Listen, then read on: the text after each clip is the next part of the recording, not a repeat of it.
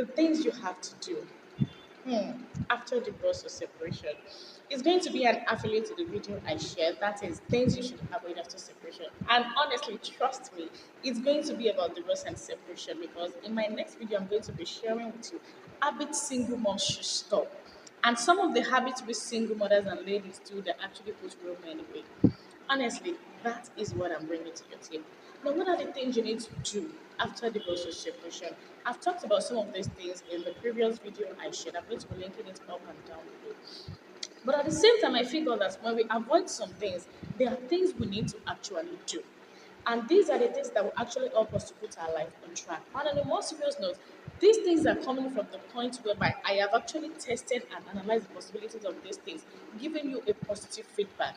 I mean positive impact in your life that you yourself will sit down, look at yourself in the past 2, 3, 4, 5 years and appreciate the kind of woman you have grown to be. And the first thing you need to do is that the first thing that I actually tried when I went through the process of separation is that if you're having a difficult time, change your location. I think I'm going to have advised this on the scale of 90%. Now, the 10 is just going to be probably because of some reasons, but at the same time, I will choose 90%. Change your location. Why do you think you're going to be changing your location? The first thing is that the kind of people you have been mingling with before you go through the journey of divorce and separation, you are still going to keep saying them. You are still going to keep hearing what they are saying. And I am very sure, which you also can testify to that, these people have some notions about you when you were still in your ex-husband's house. And when you leave, they're going to be having another notion and perspective about you. But do you know what will happen? As they're having that new perspective, they are going to be changing in character, changes in character, the way they talk to you. In fact, some of them will even be on the side of your ex-husband. They will be so blindfolded that they will not see the reason why you had to do it. Especially those females that are still in their husband's house, going through the same situation that you have been strong enough to come out from. They will see you as a very, very bad example. I understand that you don't really live for society, but at the same time, at some point, at this very point, it is very delicate for you to keep a very clean mental and emotional state. It can have an impact that would last an entire life on you. The first thing I did that I would advise anybody to do is change your location. When you change your location, you're going to be seeing fresh people. Honestly, you're going to be giving yourself new opportunity to meet new people. Those that don't know you before. Probably those that even know you, but they won't be as much as those that don't know you before. So that would open you to the opportunities to meet different people. You will even be able to have that mindset of not even sharing your past, except when it is necessary.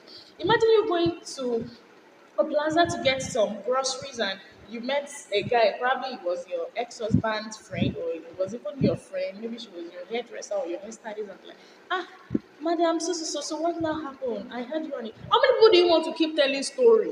You don't have the time to keep telling people story. There's no time. Because there are better things you should be doing with your time than sitting. Some people will even tell you, next week I want us to see beside the church, that place, let us talk. I want to introduce you to our pastor. He said they will start giving you notions that you don't even need. They will start putting problem where there is no problem. You have to. Honestly, I can say this on the scale of 90 out of 10. 9 over 10. Change your environment. Just let the environment be in your past. That is your past life. By the time you move to a new environment, you're going to be seeing yourself as a brand. You feel among, then you realize that what you think is actually a problem to you is not even half of problem to what you should be considered. You should be more focused on the things that will make you progress. Honestly, you have to do this, and I believe I bet it with you. If you're able to change your location after separation, that will give you a lot of mental clarity, a lot of emotional clarity, and a lot of physical clarity. The second thing I've actually noticed is that I think I mentioned this in the video I shared before, things to avoid after separation, is the second thing you need to do is that you have to be intentional about your decisions. This is the time where you take your life seriously. And this is just going to be an extension of what I shared in how to start your life over.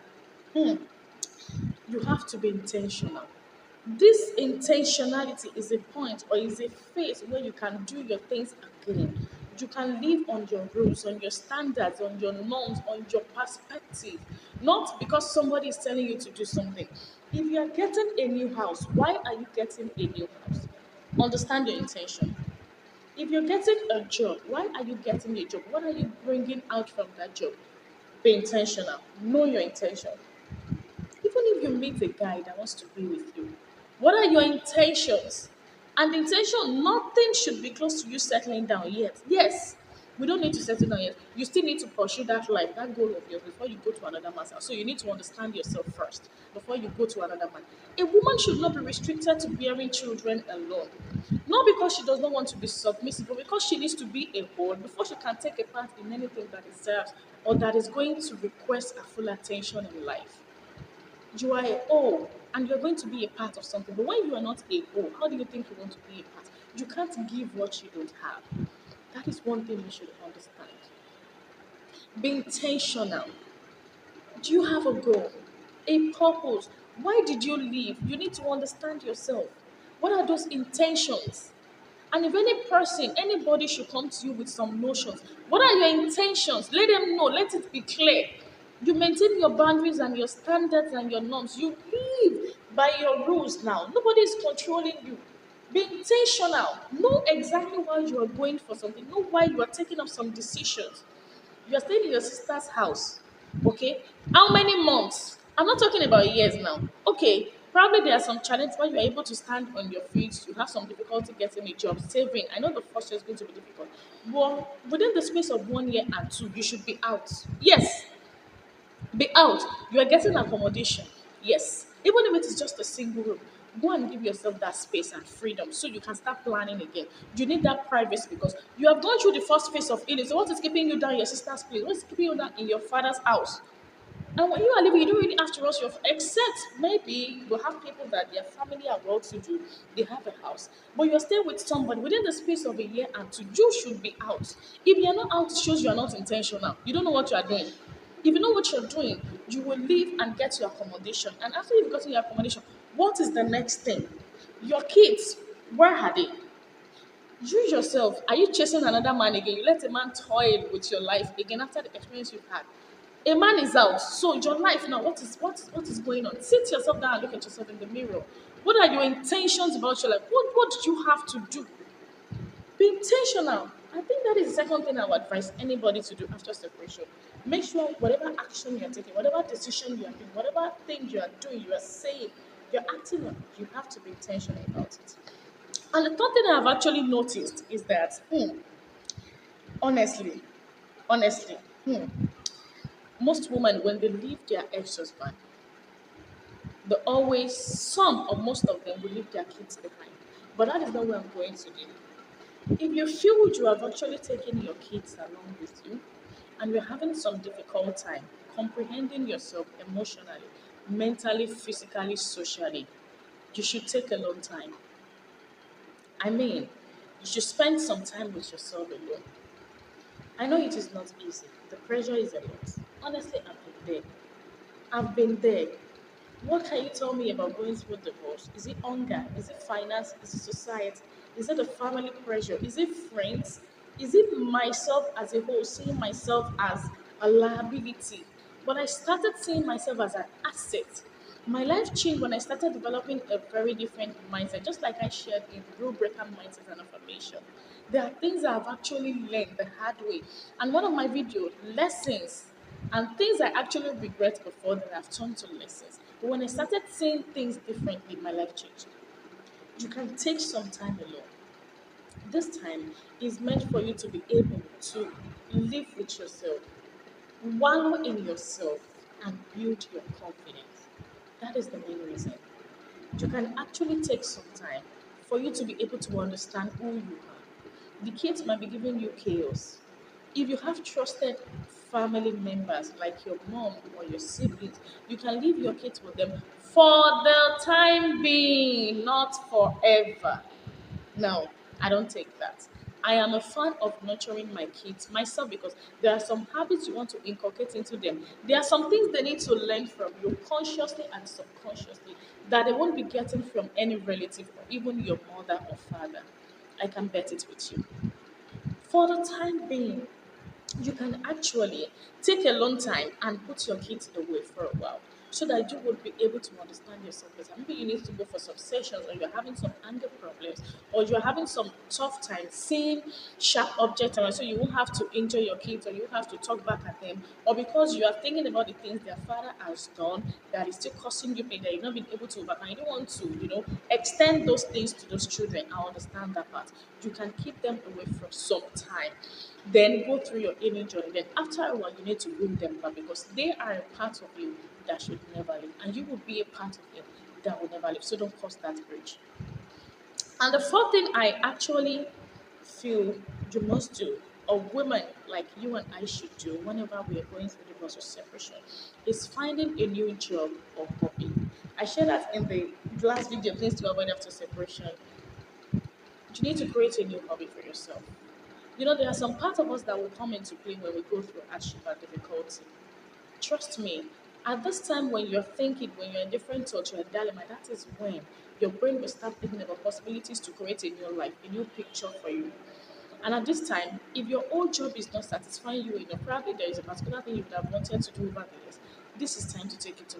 Why is that so? Is because if you're able to push yourself out of where you're coming from, it gives you more mental clarity and a lot of resilience through the hard time. It will help you to keep your thinking, your thoughts away from what has happened to you before and shift your attention into something that makes you happy. And if something keeps making you happy, you will see yourself being purposeful. That is it. Where you're working before, you have some people. You can change your location and still be at the same workplace. But you should know that if that workplace is not serving you, their pay is good. But at the same time, the kind of mess, chaos, and noises you are getting from there is keeping your attention away from focusing on the work. You can change it. It was after I left that I figured I actually wanted to start a YouTube channel. And this is starting. I started from December 2024. And at this point, the more I keep recording the video, the more I feel attached. Most of those topics that I'm producing now, that I'll keep producing till this year runs out, honestly, there are things that have actually happened to me that I've been able to put down into writing, and I keep recording it. Imagine, I never realized that part was in me. I never realized I have actually thought about a lot of things that I can actually put down on YouTube to share. So most times when we are going through a tough time, that is when some part of our life will begin to show. That is when I figured that, oh my God, I understand that there are different types of women, and I fall into the category of a woman in a pride because I've gone through difficulties and I've seen the way life is, and I've used that difficulty to build my foundation. It was when I left, I figured that I actually want to be a fashion entrepreneur, but at the same time, I want to be a public speaker. I've started writing my ebook. I'm preparing some trainings and courses which I'm bringing to the YouTube and to the internet as at time paces and intervals. Look at that. If I hadn't left, if I hadn't taken up another thing, I just started out of just reading and I start putting things down. And before I knew it, I started coming up with almost a whole booklet of the things I have learned over the years during the time of my marriage. That is it. Create any of and as I'm doing this on daily basis, I feel more purposeful and energized. I feel like I'm not in competition with anybody, just my past self. And I don't want to go back. And I will never, inshallah, because I will never go back to those times of my life. That is it. I got a new job and I created a new hobby. Some hobby will even come out of the things you have been doing before, but build on it so that it can help you erase that time of thinking and put your attention into something more purposeful and beneficial to your life. The fifth thing I have actually understood, which is actually part of being intentional that we must do after the process of separation, is creating goals with interest. This time, nobody is pressurizing you. I can remember during the years when I was in my ex-husband's house, I was actually teaching in his tutorial because he wanted me to, and because we're having some issues, and if I don't come to play, he said those things were not be sorted out. It was a lot there. I realized I was actually working because of him. The work I was doing was not making me happy because it was not with my interest. I was only doing it because of somebody. But do you know what happened? Immediately I left, or before I even did, one of the decisions I've actually made for myself is that I will never do anything that is out of that is not in my interest. I will never do anything that is out of my interest for a man, except there is a vital, crucial reason that is going to have a ripple effect on me later. That is when I can only say I am sacrificing with interest, not by being forced. You have to set your goal with interest. What exactly, what exactly in picture do you want to see in your life? In the next 2 years, in the next 3 years, in the next 4 years, in the next 5 years? With interest. And mind you, see, you might have a goal that after some point you feel that you want to change it. But I can tell you that at this stage of your life, that you have been in a man's house and you have left, you can't tell me that you are not thinking enough for you to be able to be sure of what you actually want out of this life. That means you are still kidding, you are still joking with your life, you are not being serious yet. Yes, that is it. By this time, I believe you are having higher interest and much connection to the kind of person you want to become than you used to be, because now you know what it feels like to be pain and to be hurt and to go through the healing journey. So you need to divert all that pain, that attention, that trouble into something else in your own interest. Nobody is forcing you to do anything else. So what do you want? Think and think. Now, what you want, let a man be outside first, because this time we're not focusing on a man. I keep saying that over because most of the women, when we are done, we still go under the influence of another man. Then we continue. You just come up with different notions. You just be finding yourself on a roller coaster from one man to another, from this one to another. Our imam say is good. I'll be the third one. Hey, though some people can be lucky, but we can't be acting on game of luck every time. So what do you want? What are those goals you're setting with your interest? Make sure this thing is going to have a positive effect on you in the future and you will not regret. Even if things don't really work out fine, which I believe that sometimes things happen like that, they don't work out as planned, but at the same time, you know that you are doing this out of your own interest. And the next thing I have actually learned that woman must do after divorce or separation is joining community that resonates with your purpose. You see, when you go through a divorce or separation, it is not going to be easy. So that is when you need to join people that have minds like yours. Don't be in society whereby they will be putting you down. For example, now you are an educated woman and you feel that the kind of house you're staying in is full of those women, the market woman and the likes of them. And you know, the way those people will see things will differ from the way you will see things. You need to be able to take yourself out of communities like that because those people will break you down whenever they have the opportunity. You're not living for them. Sometimes the thought of the external factors can actually influence your own lifestyle. Join community that will uplift you. Listen to motivational talks. Join community that has to do with single mothers. Thriving and purpose community like A-Meenah and Strength Within on YouTube, on Telegram, on Instagram, on TikTok. Don't just use the social media to be scrolling back and forth day in, day out. This is the time to tap into the ideas of those that have walked through the time you're passing through. Those that have actually walked your path, those that are successful on this journey, this is the time to follow them. When you follow them, you will be able to learn from them, and that will create a ripple effect on your life. You realize that the way you will think, the way you see things will change. You read books from people that have walked the path to success. You read books written by people that are single mothers, mothers that are making tons of opportunities and changes in their life that is having impact on their children. You don't just sit down and be watching Yoruba movie from morning till night. You don't just go to the cinema day in, day out. I can understand probably you are going there to chillax or you are going there to have some fun at some time, but that does not mean you have to spend your entire life being among the people that will put you down. You have to be among the people that will elevate you. Join community that are like read, watch, meditate. Don't even go on Facebook. Some of you will even join group on Facebook. Single mothers mingle with single fathers, mingling groups. I don't know how those things are titled. When I got separated, some of my friends were sending that link. I would tell them, Blunt, I don't want this group. Don't send them to me. But when you send me something like Mind Valley, I will join. Lisa Nichols Community, I will join. Master Sri Akshna on, yeah, on YouTube, on Instagram, I will join those people because I know that I'm going to be learning something that will be beneficial to me. These are the things we need to do. Join community that will elevate you, not the ones that will depreciate you. And the next thing on my list that you have to do after separation is also an affiliate to you change your environment, and that is explore places and meet new people.